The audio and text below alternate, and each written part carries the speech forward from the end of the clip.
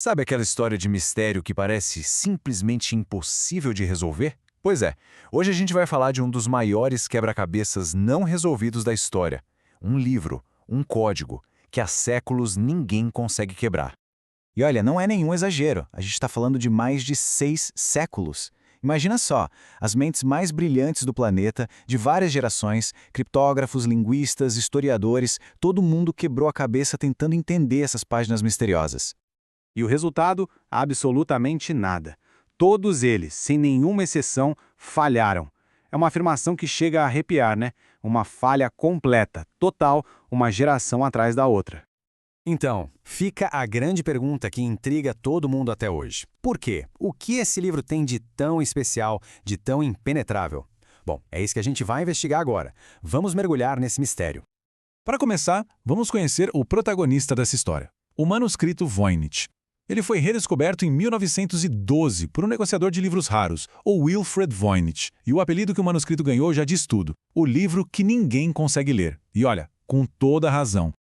Ok, mas para a gente tentar entender o porquê de ninguém conseguir ler esse livro, primeiro a gente precisa olhar para ele de perto. O que exatamente tem dentro dessas páginas? Que pistas ele nos dá? Do ponto de vista físico, a gente até que sabe bastante coisa. A datação por carbono mostra que ele é lá do início do século XV, feito de velino, que é um tipo de pergaminho bem resistente. Tem umas 240 páginas hoje, mas originalmente tinha mais. Agora, o que pega mesmo é o texto. São cerca de 170 mil caracteres, formando umas 35 mil palavras. E aqui vem o ponto mais doido. A estrutura do texto segue a chamada lei de Zipf. Basicamente, é um padrão estatístico que existe em todas as línguas humanas de verdade. Sabe, algumas palavras aparecem muito, a maioria aparece pouco. Isso sugere que não é só um monte de rabiscos sem sentido. Ou é uma língua real, ou é a fraude mais genial já criada. Como ninguém entende uma palavra do que está escrito, as únicas pistas que a gente tem vêm dos desenhos. E que desenhos, hein? O livro é dividido em umas 5 seções. Tem uma parte de botânica, com 113 ilustrações de plantas que simplesmente não existem. Ninguém nunca viu nada parecido na natureza. Depois uma seção astronômica, com diagramas de estrelas e signos, mas as constelações também são irreconhecíveis. A parte biológica é talvez a mais esquisita de todas, mostra várias mulheres dentro de umas banheiras e tubulações interligadas, uma coisa que não faz o menor sentido, e ainda tem uma parte farmacológica e uma espécie de índice, só com texto. E se o conteúdo já é enigmático, pode apostar que a história desse manuscrito, o caminho que ele percorreu, não fica nem um pouco para trás. É um mistério dentro do outro. A gente sabe que ele foi escrito lá no comecinho do século XV. Por volta de 1600, ele foi parar nas mãos de ninguém menos que o imperador do Sacro Império Romano, Rodolfo II. Ele pagou uma fortuna, 600 ducados de ouro, achando que era uma obra de um famoso filósofo, o Roger Bacon. Anos depois, o livro foi enviado para Roma para ser decifrado, e aí ele sumiu. Desapareceu do mapa por séculos. Só foi reaparecer em 1912, quando o Wilfred Voynich o encontrou num colégio jesuíta na Itália. Hoje, ele está super bem guardado na Universidade de Yale. E o mais interessante é que cada dono, ao longo da história, tentou decifrar os seus segredos e, claro, todos falharam. Bom, isso nos leva direto ao coração do problema. As inúmeras, brilhantes e muitas vezes conflitantes tentativas de finalmente quebrar esse código. E é aqui que a coisa fica ainda mais interessante. A primeira grande discussão que divide os pesquisadores é esta. O manuscrito Voynich é um texto de verdade, com um significado real por trás de um código, ou é só uma farsa muito bem elaborada, sem sentido nenhum, feita para enganar alguém? Os argumentos são bons dos dois lados. A favor de ser um código real, tem aquela lei de Zipf, ou padrão linguístico que eu comentei. Por outro lado, algumas palavras e sílabas se repetem de um jeito meio estranho, o que levanta suspeitas, e vamos ser sinceros, um vigarista muito esperto poderia ter criado isso para vender para algum nobre rico interessado em alquimia, não é? Uma das teorias mais antigas, aquela que o próprio imperador Rodolfo II acreditava, era que o autor seria Roger Bacon, um frade e estudioso super famoso do século XIII. Lá nos anos 20, um pesquisador até chegou a dizer que tinha encontrado um subtexto secreto em latim que provava isso. Só que depois foi provado que a metodologia dele não tinha pé nem cabeça. E o golpe final contra essa teoria veio com a datação por carbono, que mostrou que o livro foi feito quase 200 anos depois da morte do Bacon. Ou seja, essa teoria já era.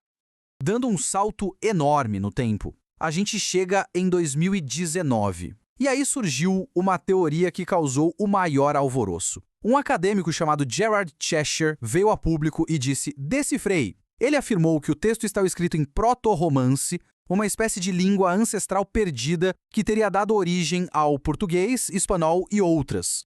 Parecia bom demais para ser verdade, não é? E talvez fosse mesmo. A resposta da comunidade acadêmica foi imediata e bem dura. Essa citação da Lisa Fedgin Davis, que é uma das maiores especialistas no assunto, resume bem o sentimento geral. Ela basicamente chamou a teoria de disparate. A repercussão foi tão negativa que a Universidade do Pesquisador acabou tirando o artigo do ar. Ou seja, voltamos todos para a estaca zero. Bom, se os humanos estavam num beco sem saída, por que não pedir ajuda para quem, digamos, pensa de um jeito diferente? Pois é, a busca por respostas se voltou para a tecnologia de ponta, a inteligência artificial. A abordagem de uns pesquisadores da Universidade de Alberta foi bem metódica.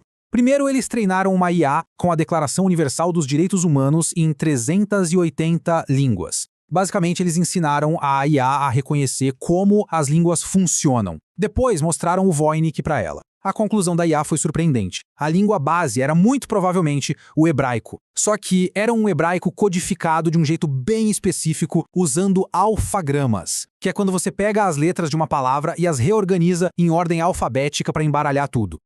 E usando esse método, a equipe conseguiu traduzir a primeira frase do manuscrito. O resultado foi: ela fez recomendações para o sacerdote, o homem da casa, para mim e para o povo. Uma frase que faz sentido, é perfeitamente coerente. Parece um avanço gigantesco, e de certa forma é, mas ainda é só uma frase. Uma frase num livro de 240 páginas. Para a teoria ser validada, o método precisa funcionar no livro inteiro, e isso, até agora, não aconteceu.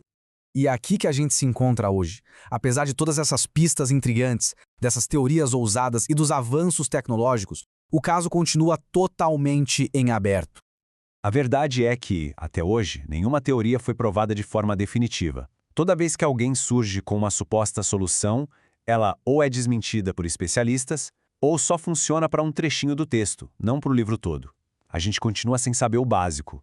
Qual era o propósito desse livro? Um guia médico? Um texto de alquímia? E o mais importante, o que diabos ele diz? Continuamos com muito mais perguntas do que respostas.